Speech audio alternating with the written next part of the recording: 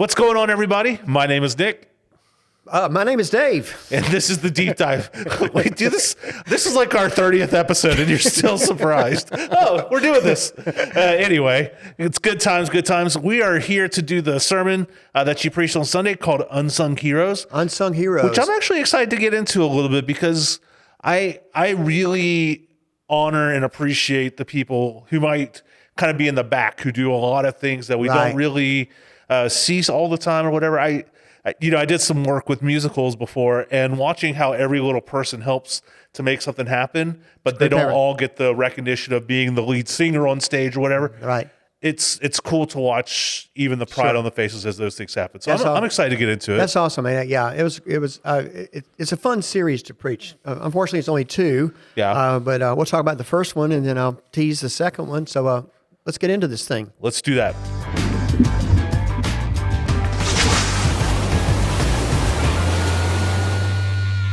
Well, Dave, last week you kind of instituted this idea of talking about bright spots, maybe something that we kind of hit on and just talk about something good that happened in our last week. So what in the past week has been a bright spot for you? The bright spot, well, there's several, and one of them might also be your bright spot, so I won't steal your thunder on it. But my bright spot today, as we're sitting here recording this on a Tuesday, was we just had an incredible Thanksgiving senior luncheon over in the fellowship hall.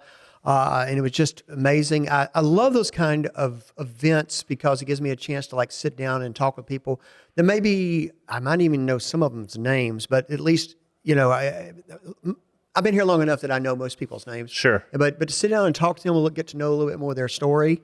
Yeah. And today I was with Rudy and Susan. Okay. And I just loved talking with them and just loved seeing all the people in there. So that brightened my day. And we got to celebrate the 97th birthday of Gene.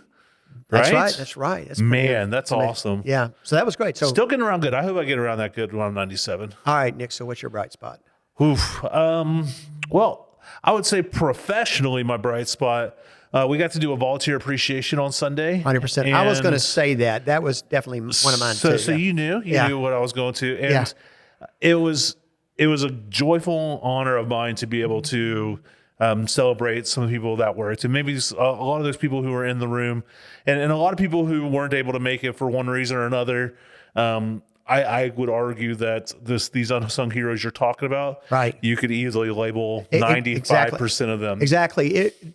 It wasn't on purpose that we chose a series, but it was a happy little accident. Yeah, as Bob Ross would say. Yeah, that came up because really that's a great example. Many all of those folks in that room, unsung heroes, and really the backbone of the church, what keeps it going. Absolutely, and personally, just having a couple days of true relaxation. I feel like my weeks recently have been every night there's something to go to be and all that stuff. So over the weekend, we kind of had a relaxing weekend where we even got to, Finley came in Saturday morning and goes, "Can a friend come over?" Thinking that we were going to be no, we got too much to do. And, I kind of did the ploy of we talked about it and we just don't think on Saturday that you should be without a friend. Yeah. You know what I mean? So to be able to have some fun with them and let them have some fun. So cool. Nice. It was a good time. So nice. Well, so let's get a little bit into the sermon. And so this is a series called Unsung Heroes of the Bible. Yeah. And looking at two different stories, two different groups of people, one individual this coming weekend. But this is really a group of people that most people probably didn't know their name because there's such larger than life characters in the story that they sort of gravitate towards that. But there were, this particular story from Exodus would not have happened had it not be the faithfulness of these five individuals. And they all just happen to be women. Yeah. And you and I know that the church, the world doesn't turn and doesn't work without women. Absolutely. Faithful, behind the scenes, unsung heroes, women. So these were five. And so the ones that we were looking at were Shiphrah and Puah. And basically, I'm assuming people know the Exodus story. But, the children of Israel are there in Egypt, and kind of tell the story of how they came to be slaves to begin with. They weren't at first; they were immigrants, invited to be there, thriving in there. But then, as the population of them grew, the Pharaoh, which it's pretty clear he was kind of xenophobic a little bit, fear of the other, and their population it's not larger than Egypt, but it's getting to that level that's kind of passing what's comfortable for him. Right. And it's we could talk about like some of the subtle racism that is still around us, and I've watched that in groups and in churches where maybe a minority starts becoming a little bit more the majority, and it passed. People were fine with it, and they say, "Well, I'm not racist," but then the minority starts being the majority, and all sorts of nefarious things get imagined. And so Pharaoh is doing that. He thinks that they're going to take over Egypt. They're going to think that that they're going to if another country attacks them, that all these Israelites are going to go with that country and overtake them or whatever. No, that's probably true. I mean, this was their home. It's what they were living with their family and thrived and been there for generations. And so he enslaves them, makes their labor really, really hard. And then he ups the ante by going to the maidservants, not the maidservants, what do you call them? The people that deliver babies. What are they called? What? Midwives. There you go. Thank you for our producer. Yeah, the midwives. Goes to the two midwives, Shiphrah and Puah. You don't hear a little girls being named Shiphrah and Puah too much. No, but I kind of like the name Shiphrah. That's kind of cool. It'd be a good name for a cat. Shiphrah and Puah. If I have two little girls' cats, I'm going to name them Shiphrah and Puah. I feel like my family would laugh if she ever made anything named Puah. But anyway, Shiphrah and Puah, they're the midwives. Yeah. They delivered the Israelites' babies, and he says, when the babies are born, then if it's a girl, you can let it live, but if it's a little boy, you need to kill the boys. We need to get rid of them. So Shiphrah and Puah, they don't do this. They fear God more than they fear Pharaoh. Yeah. And so they don't do that. And Pharaoh kind of calls them out on it and says, why haven't you done this? They said, you don't understand. These Israelite women, they're so strong that, they just have the babies and keep on going before we can even get there, which is really kind of playing into this stereotype that Pharaoh is sort of filling already. It's like, these are kind of animal monster They're kind better, of thing. yeah. And so it's really setting up this fear of other. And so then the story goes even more dark, and he tells the Egyptians then that if any Hebrew babies that are born, Israelite babies that are born, then throw them in the Nile River. Yeah. And so but Shiphrah and Puah, wouldn't have been there without the story. They were protecting those babies. Then Moses is born to his mother, Jochebed. That's our third hero.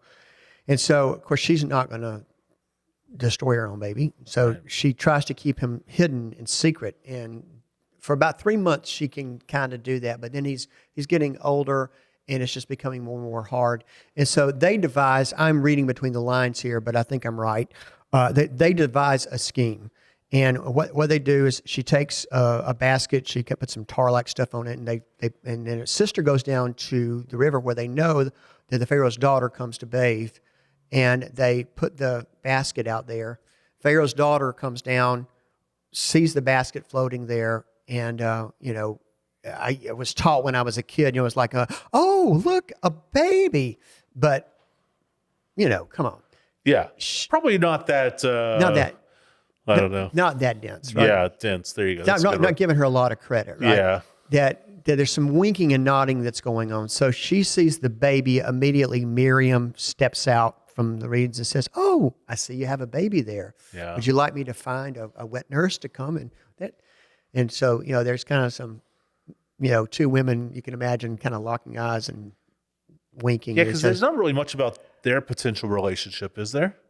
We don't know. That would really be reading between the lines. It's possible. Yeah. But I think there was a maternal thing, two women, realizing this is a terribly unjust thing, unjust proclamation. But there's no way, we just have to use our good brains that God gave us, that she didn't know about this proclamation. Sure. Absolutely. And so, suddenly there's this woman say, like, you want to go find somebody, oh yeah. Got anybody in mind? And so she goes and gets her own mother. Then the Pharaoh's daughter pays, the mother of the child to nurse her own child until he's old enough then to go and to live protected in the king's palace. And so you got, those 5 women, Shiphrah, Puah, Jochebed, Miriam, and then Pharaoh's daughter. And That's quite a good deal, though, so that she got, all of a sudden she's getting paid to be a mom. That's right. Just Exactly. And there had to be some relationship that continued because Miriam and Aaron show up later in the Exodus story. And so I think if we knew more about Pharaoh's daughter, that there's a lot of courage in standing up against her dad, in justice ways. And back in that time, with just the way the male-dominated world would have been, it was very subversive. But very clever and ingenious the way they did that. But that's what saved Moses and put Moses in the position so that he could be the person that is given all the credit for delivering the children of Israel out of slavery, and then of course they wandered, and the 10 Commandments came. But the interesting and irony story when you go back to the proclamation is that Pharaoh thought that it was the boys that he needed to fear. Yeah. It was the boys that were the real danger, when in fact, it was the girls. It was these women that really put in motion which undid him. Yeah. Without them, that story wouldn't have happened. And so, that's true. And so that's the story. Those are the unsung heroes. Any discussion on that? I know we talked about talking about some unsung heroes that we know, but anything? Yeah, I think it's fascinating, when you, or how you're kind of encouraging us to even look at the Bible, even, I know some pastors and stuff, they kind of take this like, you read and it's word for word, don't think too much outside of it. But I appreciate to kind of understand context a little bit and understand that, like, maybe, you don't know 100% that there was this little side conversation or this little bit of like, I got you, you know what I mean? But it sounds pretty legit, you know what I mean? Like how all this kind of plays out, how it all happens, and how this kid is protected. But it's also, these women standing up for what was right. Right, and just. Even in the face, just. Choosing life over death. Correct. Yeah. And that's really, to me, that's inspiring, because it's, a lot of times we would bow down to, whatever the ruler were saying or whatever, like, oh, don't get your head stuck out too far, it might get chopped off. But even in the face of the danger, and maybe part of it was because, she might have been like, Pharaoh won't do anything to me. I'm, daughter or whatever. But still, that's big steps. Yeah. And I don't want to be too awfully creative and away from the Bible, but we are doing interpretations all the time. And there are things, as you go back and look at that story, that we have just told over and over again and made into like some sort of tradition that really, they've been sort of reading between the lines too. And then people will swear it's gospel, that, for example, that there was a innkeeper, like a Motel 6 in the Bethlehem story and the Christmas story, which that's really not in there, but we've kind of written it in there. And so I know this is looking between the lines, reading the subtext a little bit, but I think we just have to use our intellect, because, these are intelligent people that have feelings and emotions just like we do. And so put ourselves into the situation, and you see, people doing some very courageous and heroic things, standing up for life and justice, and it gives me great encouragement. There was a series that the History Channel put out one time about the Bible. Do you remember this? It was like, I think they reenacted parts of the Bible and stuff like that. Yeah. And I remember I watched the Abraham and Isaac, where he was taking them up on the mountain to sacrifice them, and every time I've read that story before I watched this video, like, I just kind of imagined that he was very stoic about it. Yeah. Of like, this is just what we're doing, son. Just follow me. The son might be there asking questions and be like, Dad, where's this? Where's the thing we're sacrificing? Yeah. But the way they portrayed it was that, like, he would be kind of stoic with the son, but on these like sides, like as he's walking ahead, it's like this true wrestling of like, Had to have been. yeah, how this grief, Yeah. like almost grief of like what he knew he had to do. But I appreciated it because it helped bring the Bible to life. Yeah. And I think that's what this story does, or what you're kind of helping us see is I think it brings a lot of that to life, because these are people who were doing life together at some level. And, when I could see when new laws and stuff are passed around here, how much we talk about it or tweet about it or post about it, and those side conversations have always been happening, like stuff like that happens around the office too when something's done, or so, we talk about it a little bit or whatever. And then all of a sudden stuff's happening. It just helps to bring it to life. And I appreciate that. Right. Yeah. And there's a humanity there. This, you can turn the Bible into particularly these well-known stories. The story of Exodus, it has been made into a cartoon movie for crying out loud. And it's a wonderful movie, but it isn't a comic book. It isn't a cartoon. These are real characters that they were complex. Right. They had, they had stories and they had relationships. And so I think it's good to breathe into them a little bit and see what the Holy Spirit will do in that. So, well, as we've seen these women really take a step of faith, maybe in their worlds, but certainly one of courageousness, and you can consider a hero. I'd like to ask, let's shift this maybe a little personal. Do you have any unsung heroes? Do you have somebody in your world that you're like, maybe you didn't even tell them or whatever, but just somebody that's meant a lot to you that you would consider a hero? When I just look over the course of my life, I've been so blessed with people that have been an encouragement, who have stood up and done things for me. I just let my mind go to where it went to. But, when I answered my call to ministry, I remember hearing he just passed away in the last year or two. A man named Charles Hoover was a pastor in the conference, and that I had known him. He'd been the district superintendent down in Augusta when I had been the youth pastor at the church there. And so I called him to tell him that I was doing this, and he was so encouraging me. Oh, I always knew you had a call, and I'm so happy for you. But he was on some sort of board with the alumni at Emory, and suddenly I have a scholarship. And, I only found out later, just kind of asking around, it was Charles who wrote this letter of recommendation and got this scholarship that I didn't know was coming, that I hadn't even applied for. And we were taking a real leap of faith to do that. So, he was, and I just thought of this when you asked me that question. Yeah. He was definitely a hero in my story, because he made it possible for us to, not go completely broke and hungry going through seminary together. So and there's lots of stories like that. Lots of stories around here. How about you? You got one? Oh man, I have a few, and I'll stick around here. People who maybe watching might know. Yeah. I was a youth here. So one of the first ones I would say is Craig Shearer. Yeah. He was the youth pastor above me, and I would not be here without him. I would not be in ministry without him.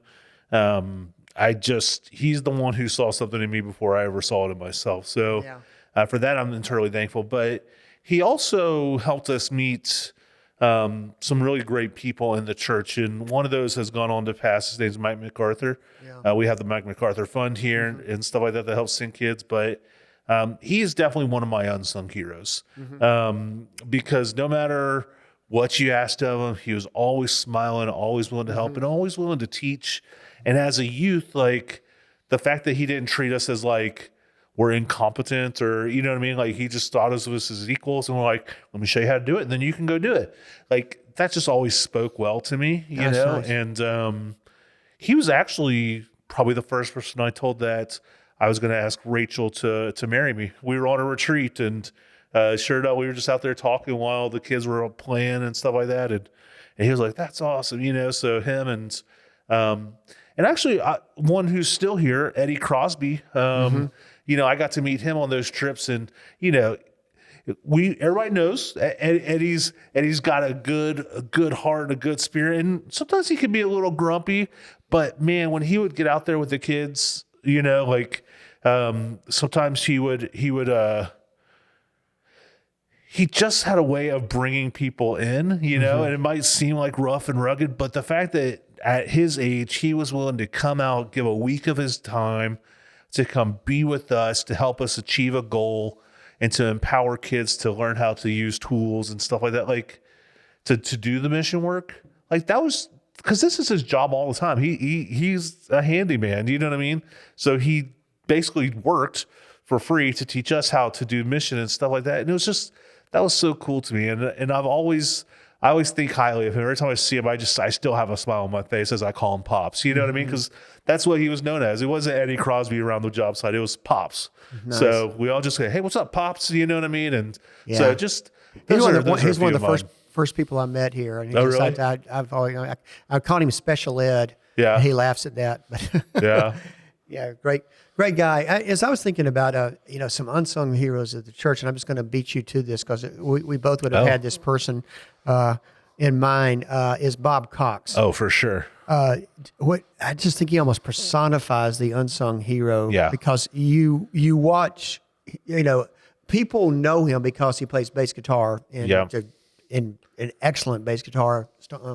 The praise team on Sunday morning, but what he does behind the scenes is just phenomenal and amazing. He makes us all look good. His attention to detail, the amount of hours and time that he puts in there just in love and care, and just does it with the kindness and the humility. It's just amazing. Yeah, there's sometimes I'll pull by here at like 7 or 8 o'clock at night, like just driving to somewhere else, and his truck will be right there under the portico. He's in here working, and anytime you try to recognize, he's got such a humble spirit that like he doesn't do it for everybody else to see and go, "You the man," right. He does it because he cares and he loves what he does, and that's something really I appreciate. I know him as a deep person of faith. I mean, he does it out of his faith walk, and what his specialized ministry here is the church, and we do that as well. Do you think about any other ones that you can? Yeah, I might even go a little more quote unquote obscure, I guess, but Craig and Cheryl Hunter. Oh gosh, yeah. They're here, and it just seems like every little random project, they're out here watering. Yeah, like who's watering? They're doing ushering and greeting. They're handing out plates. Like they're just around, and again, times I'll be driving through, going to the office, and he'll be up on a roof of a trailer painting it off or something. He's just, both Craig and Cheryl, they just have their own little niche of how they're taking care of the church. And they don't want anybody to, they don't do it in front of people. They don't ask for anything. You just watch them and they're just caroling everything's fine. Yeah, I noticed with the watering of the flowers, like how are these flowers getting watered? Well, it's Cheryl, maybe Craig too, but Cheryl's the one I see out there coming up to the office and watering the flowers and making sure that everything is beautiful. It's just, that is a gift, so it's awesome. But there's so many. One of the things when we start doing stuff like this is leaving somebody out. Sure. Because we're not, I think we're just going free flow off the top of the head. And we only have 30 minutes. So, we try to keep this. We could literally be here for hours and be like, and we'd still probably miss somebody, to your point. But one of the things about all these people that we mentioned is if they hear this, they will be super, super embarrassed. Yeah. And maybe even a little bit peeved with us that we embarrassed them about threw them out there, But that's not, they don't do it for glory. Yeah. They do it for God, and they do it out of love. And so, it's greatly appreciated. And there are a lot of them. We need more, Sure. If that does that, because there are people that do want the glory and the credit. Yeah. The church has lots of different kinds of people, but our church is blessed with having lots of unsung heroes behind the scenes doing God's work. And I appreciate it. I think that the next step of what you're saying is we need more is that part of our vision of empowering purpose. And I think what I love about all these unsung heroes, even in the church, the names we could just rattle off, is that they're just finding their niche. Yeah. They're doing something they love and they're bringing it to the church. You know what I mean? People who are decorating out in the courtyard or people who are bringing gifts for sisters or something like there's just such cool ways of people reaching out in their way, in their style. Some people we're seeing the giftings of being hospitable, of decorating, of doing audio visual. Just people these are behind the scenes people. Yeah. But they took a step to say, like, hey, I can do this. I can be a part. I can learn, but I have something I can bring to the table, and that's what I would encourage all of us to be a part of. I think.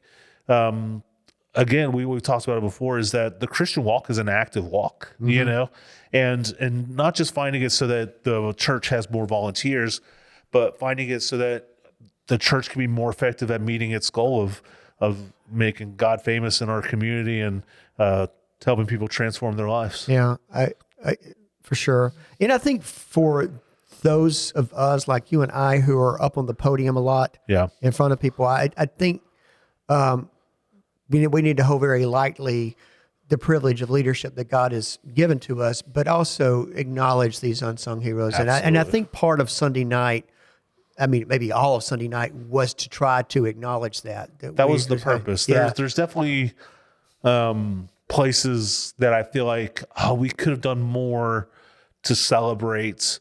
But you know what? Even after the event, I had at least 2 people come up to me and go, well, who's celebrating you? Mm-hmm. And I was like, that's not what this is about you. Like, I tried to turn it back, but they cared so much about wanting everybody to feel like they were a part. Like, that was just inspiring to me. Yeah. That a couple of people took time to do that. But sure, that's great. There's so much more, again, I would love to be able to do, but there's times, and we'll make it work. Sure. Yeah. Well, looking ahead to this Sunday, we've got one more. It's the Sunday before Thanksgiving. Yeah. And so we will doing a lot of Thanksgiving in that worship service, as we are thankful to God for the year that we've had and in the future that lies ahead of us. But I'm looking at a figure from the New Testament this time. Ooh. And so last time you started this thing about giving hints. So I don't remember how many you said to have, but I'll give you a few hints if people want to try to guess who it is. Okay. You won't be able to guess who it is. Oh. He's mentioned twice in the Bible. All right, Bible scholars. All right. He's mentioned twice in the Bible.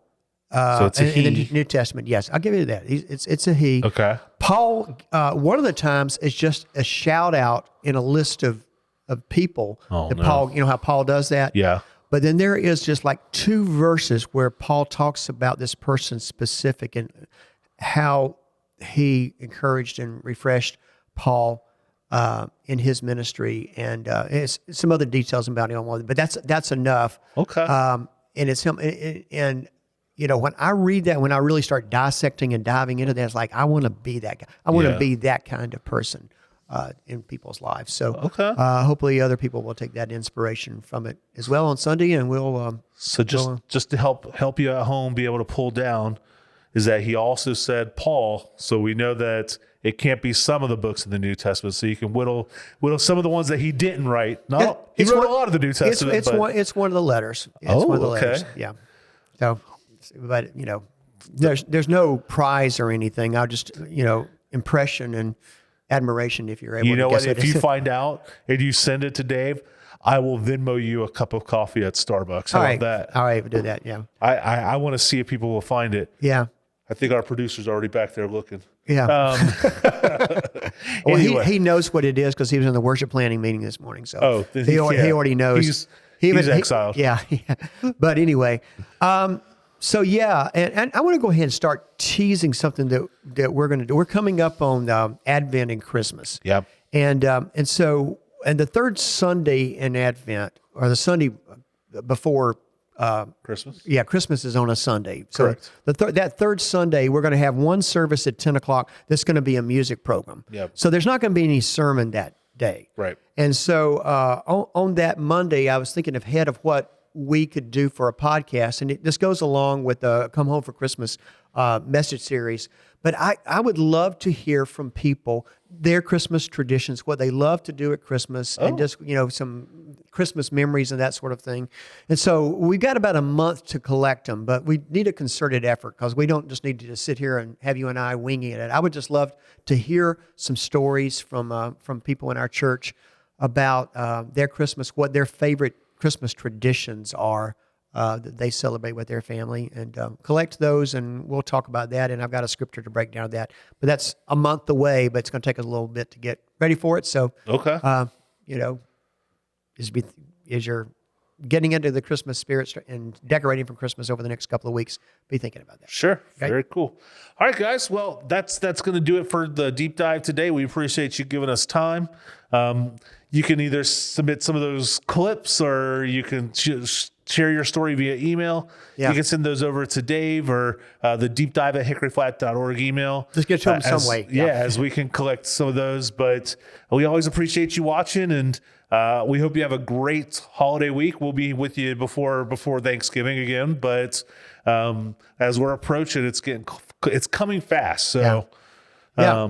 But anything else you got to Yeah, add? God bless. Stay warm. It's Yeah. cold today. It Cold is and cold rainy. out there this week, so- it's gonna be cold the rest of the week too. Yep.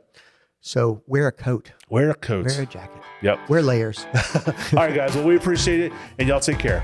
God bless.